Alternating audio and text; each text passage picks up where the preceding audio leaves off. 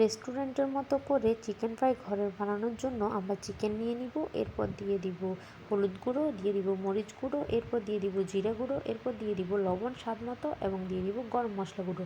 তো এইগুলো দেওয়ার পর আমরা দিয়ে দিব সয়া সস এবং দিয়ে দিব টমেটো সস। টমেটো সস দেওয়ার পর আমরা দিয়ে দিব আদা রসুন বাটা। তো যখন এই সবগুলো উপাদান দেওয়া হয়ে যাবে তখন আমরা চিকেনের সাথে ভালো করে মিশিয়ে নিব। তো কিছুক্ষণ ধরে এরকম চিকেনের সাথে মশলাগুলো মিশানো হয়ে গেলে আমরা এখানে চিকেনগুলোকে ক্রিস্পি করার জন্য দিয়ে দিব চালের গুঁড়ো এবং দিয়ে দিব ময়দা।